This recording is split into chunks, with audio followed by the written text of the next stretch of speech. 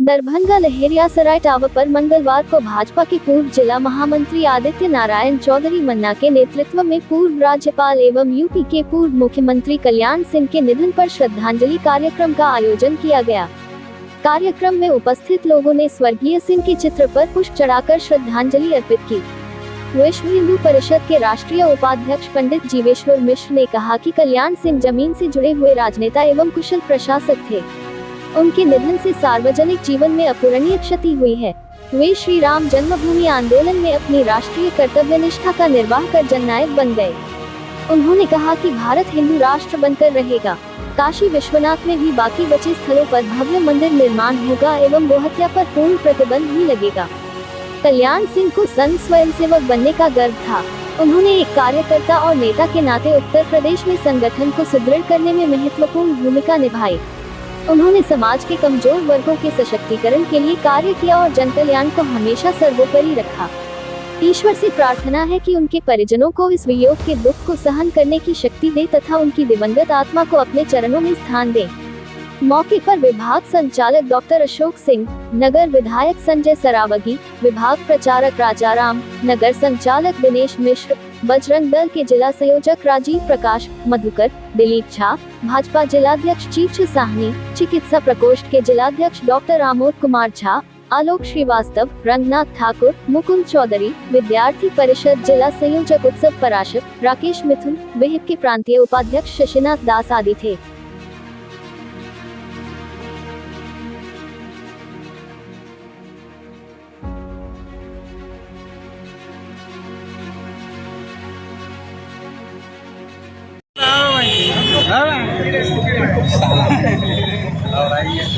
पर अयोध्या राम जन्मभूमि के नायक स्वर्गीय कल्याण सिंह जी का सामूहिक श्रद्धांजलि कार्यक्रम मनाया गया, जिसमें सभी राष्ट्रीय स्वयंसेवक संघ के सभी अनुसंधानिक संगठन यहाँ उपस्थित हुए और सभी के द्वारा पुष्प अर्पित कर श्रद्धांजलि का कार्यक्रम किया गया।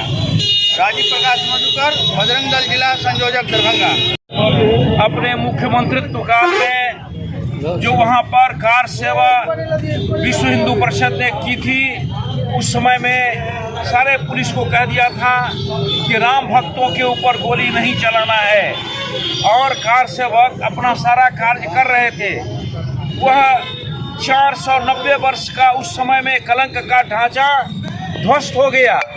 ध्वस्त होने के बाद कल्याण सिंह अपने यहाँ से धोती, सिल्क का कुर्ता पहनकर, मुंह में पान लेकर और अपना रेजिग्नेशन लिख करके और एक अत्यंत संतोष पूर्वक राज्यपाल से जाकर के मिले और राज्यपाल को उन्होंने अपना रेजिग्नेशन सौंप दिया और उन्होंने कहा कि मेरे जीवन का जो मिशन था वह मिशन पूरा हो गया। यानी राम जन्मभूमि पर जो राम लला का जो स्थान था वो स्थान अब निर्बाध हो गया। और इसीलिए आज मैं आपको ये कह रहा हूँ कि अगर वह बाबरी ढांचा, कलंक का ढांचा अगर ध्वस्त नहीं हुआ होता तो आज सुप्रीम कोर्ट इस स्थिति में नहीं होता कि वो ये निर्णय करता कि वह राम जन्मभूमि ही है और वहाँ पर रामलला की मूर्ति प्रतिष्ठापित होगी।